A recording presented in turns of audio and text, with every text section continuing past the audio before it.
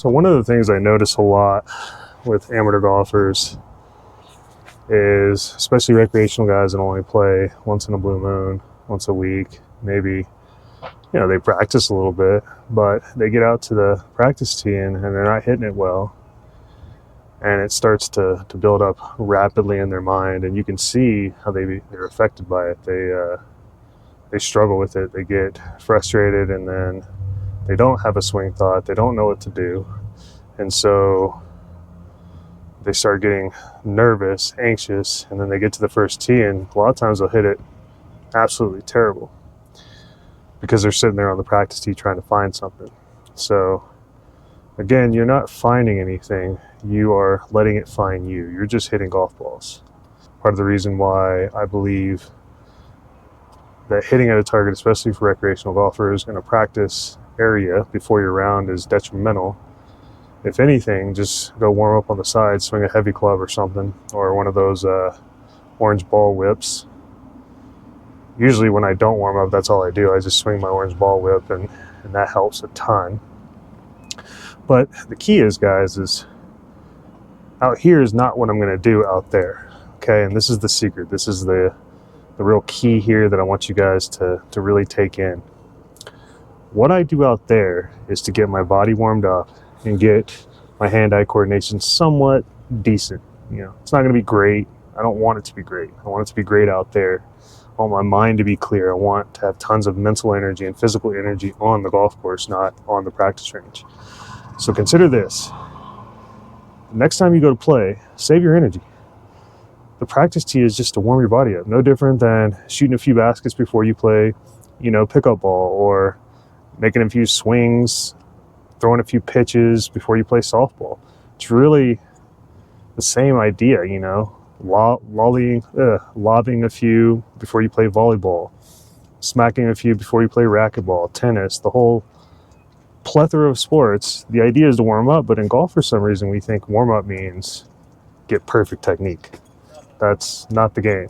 All right. So good luck with this. I hope it helps a ton of you. And all right, ladies and gentlemen, welcome back to the channel. Today we were at Broadlands Golf Course for our third practice round. The goal is to get 10 of these in before the US Open local. In the past, I haven't got enough practice rounds in, gotten on the course. Been a little unsure on the tee box and approach shots, so now we're amping it up this year. We're committing to 10 practice rounds before every major qualifier, just so I get extremely comfortable. So anyway, with that being said, that costs a lot of money. And you know what, guys? You know what drives me? I've been playing this game for 30 years, and the last 10 years of my life, I have chased all of the secrets of golf, starting from Ben Hogan, working my way through everything. And by playing a lot of recreational golf, I found this desire to help you guys out and empower you, because I see so many recreational golfers that just do so poorly out there, and they just don't understand how much easier the game could be if they understood just a few things differently. So this channel is for you guys, but it's also for me, because I have a dream to play on the PGA Tour. And not just play, I want to win a freaking Masters or some major out there. I'm not kidding. This is no joke. This is not snake oil. This is really my dream, and I know I can do it. I know I've learned what it takes. Unfortunately, though, it costs a lot of money. And so, in order to empower you and take you on this journey with me, I need your help. So I'm urging you guys, if you haven't subscribed, go ahead and subscribe now. I promise, if you leave a comment, question about your swing, I will answer you personally, and it will make all the difference in the world to your game. You won't even believe some of the stuff that you're going to learn from this channel. And secondly, please consider a membership, at least in the month of April, because after that, I'm going to have to raise prices so that I can go on the road and I can start competing again, because I don't care how good you are, you have to compete consistently against the best in the world in order to be able to do it under pressure. So please consider spending a little bit of money to help the underdog out. Let's see if we as a crew together can take a working class guy and put him on tour against all the odds. So hope you guys want to be a part of this journey. I'm looking forward to it myself. And even if not, it's going to be a great journey either way, because I'm going to get to help you guys out. So thanks for watching. Let's get this show on the road. All right, guys, short little par 4 here. It's about 40 degrees out today. Sun is finally coming out though. So we're just gonna put a nice smooth one on it. Just get this thing out and play, get this round started.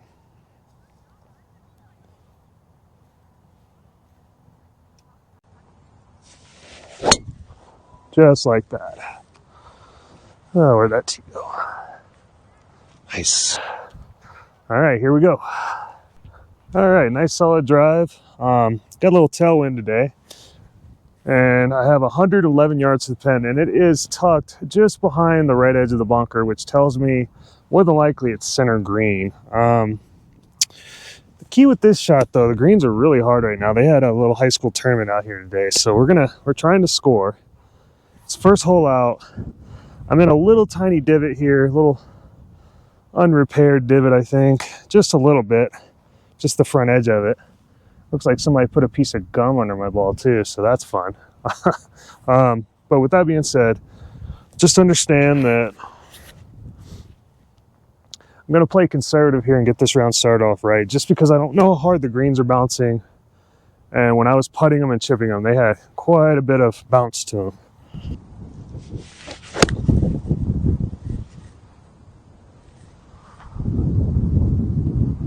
All right, not bad. Pulled it a little left, but that's not unusual. Just to give you guys an idea what I'm up to today, it's all about playing golf. So I had a mental lesson yesterday with my mental coach and call psychologist, therapist. So today it's about keeping a mental scorecard, which we're going to talk about shortly. So enjoy the round. There won't be a ton of talking, but I will explain things as I go, best I can, without losing focus.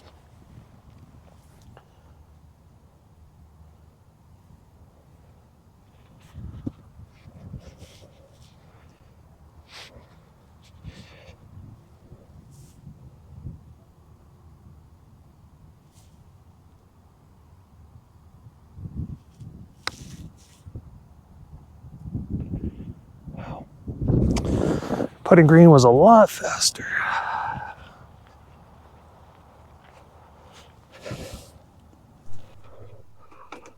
Okay, so what we're doing here today is, as you can see, up to 6 shots per hole. So no more than a bogey on a par 5 or a double bogey on a par 4. A 3 is 100% trust, 2 is doubt, but I step off and I reset. And 1 is for complete blackout, which means I lose trust, I lose faith, or I just kind of mentally fall off during the stroke.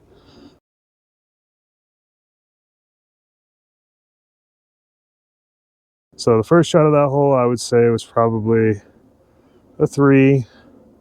Then I would say the second shot was definitely a 2. I was not comfortable over that ball. I should have stepped off. The third shot was kind of a 1. I lost track of the hole. And then the fourth shot was definitely a 3.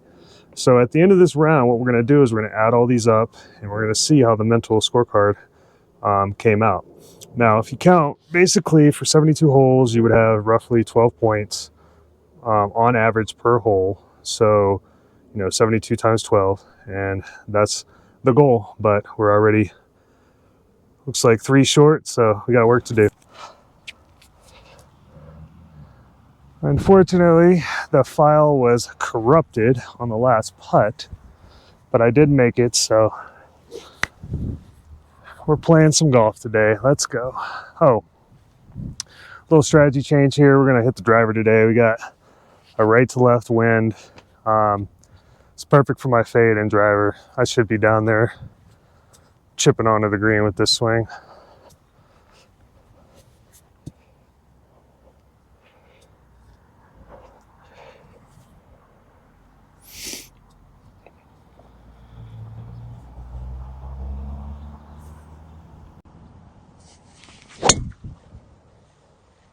Hold it up, wind. Hold it up.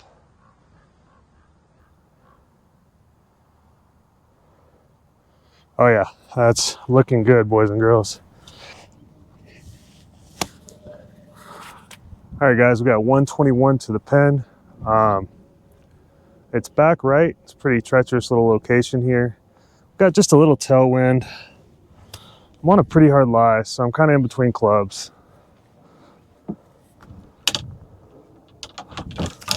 think we're gonna hit the sand wedge here because the last sand wedge I hit was pretty strong. I just trust it a little more than I do the gap wedge. I feel like the gap wedge is just gonna be long. I'm gonna go just left of the pin because everything funnels down to the right, so.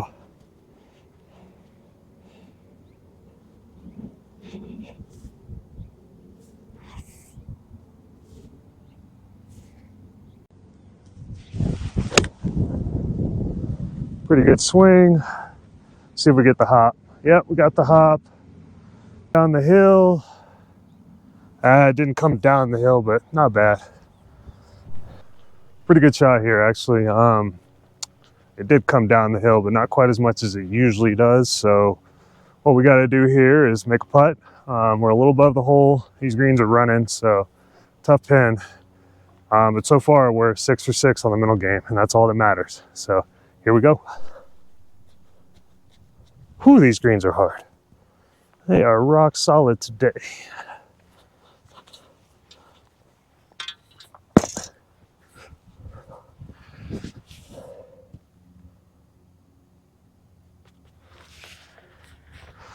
So for those of you that are curious what I'm up to, I'm finding the fall line on this particular putt, which I believe to be about right there.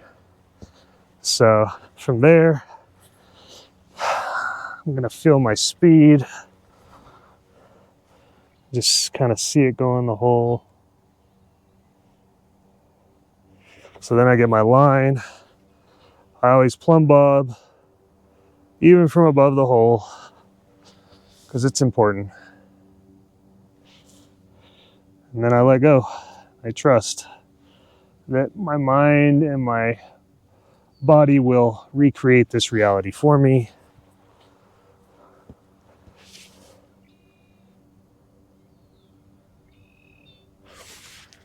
I'm being a little conservative with this read so I can be a little timid with the... I don't want to get too over the pace on this putt. It's usually extremely fast.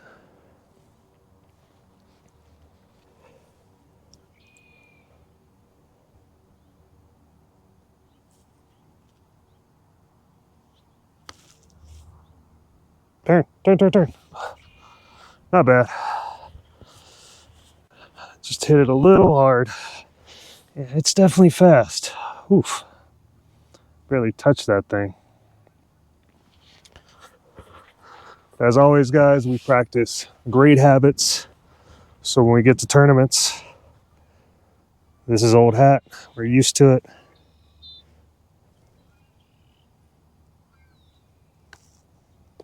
Just like so.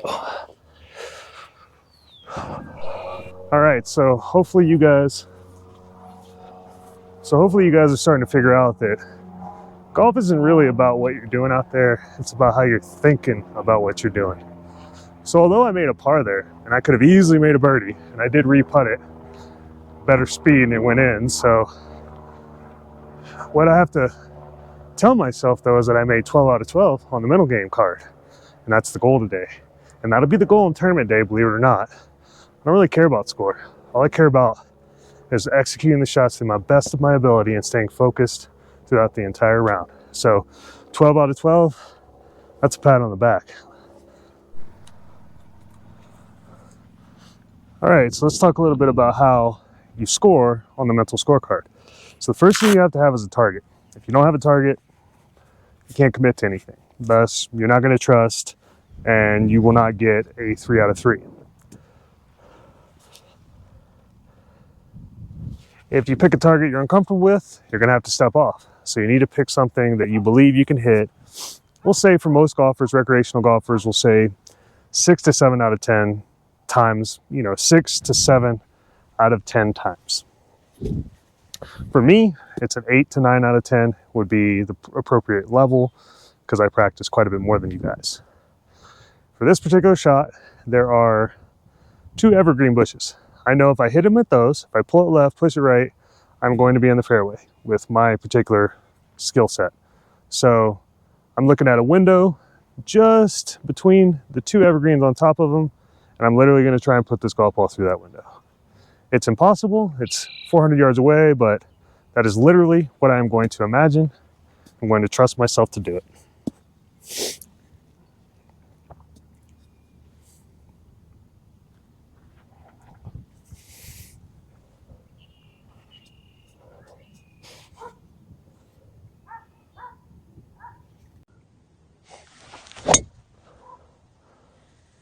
Okay, we pulled it.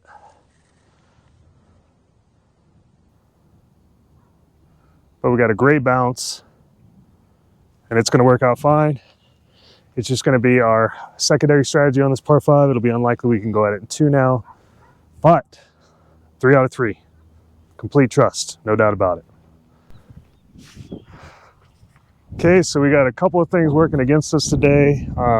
One is we're into the wind, and 2, we got a lot of mud on the ball, believe it or not. And it is 220 yards to the bunker in front of us here, so we're just going to play out to the right edge of it, stay aggressive. There's a little bush, and there's a flagpole right next to that bush, and I'm going to try and hit that flagpole.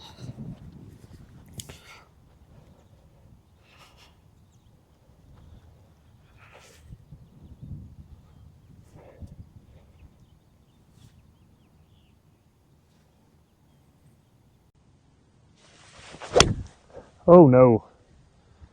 Well, overcompensation there. Sit. We might get away with that, but I basically fought the hill. Didn't swing with it. Came right over the top. Hit it down there to the left trees. Not my best. We're going to hit another just to practice. Unfortunately, I did not have a good idea where my target was in space before I got over the ball.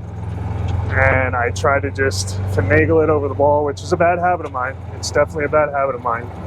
So I'm going to correct that. I was way too conservative over the ball.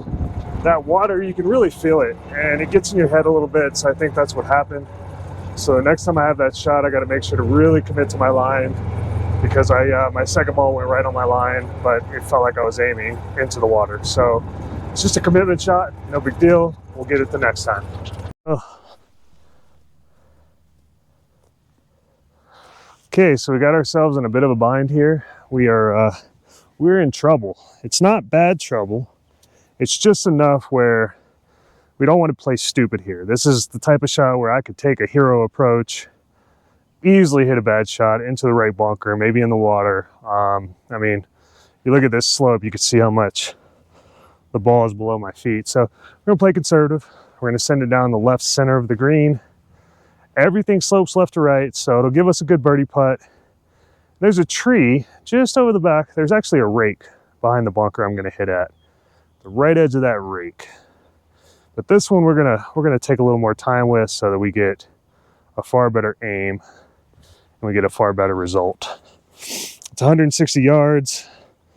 But because it's a tough lie, we're clubbing up, and we're gonna make a nice controlled swing at our target. Pro tip, wide stance on these shots really helps.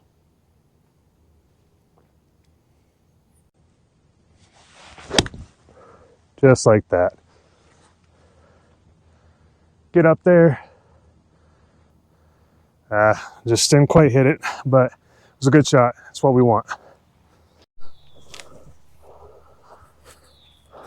All right, so caught a little mud there. It's very wet right here. When you're hitting off that side hill, you gotta keep it low, especially under a tree. I could have played a high shot, but I was just playing the odds. Kind of off to a rocky start here in the beginning of this par 5 anyway. This is a little treacherous little chip here. It really runs away, but I've hit it a few times. I got a good landing spot here, so just gonna focus on that. Hit a good shot. Just like that. Oh, sit. Wow. Oh, that was bad.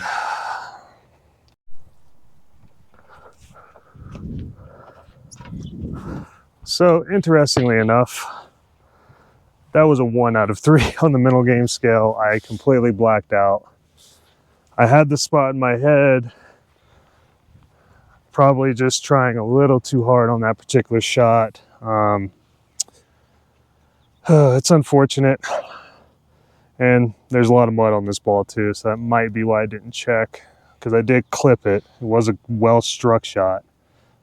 I did see impact, all those good things, but these things happen. So You know, I'm glad it happened. I'm going to accept this challenge because I feel like if I make this putt, or at least give it a good run, my round will turn around. The sun's coming out. Golf gods know what I'm up to. They know I'm trying out here. You're bound to have a bad hole or two out there, guys. This is not a game of perfect, and I should know. So, just going to commit to this line, commit to the speed.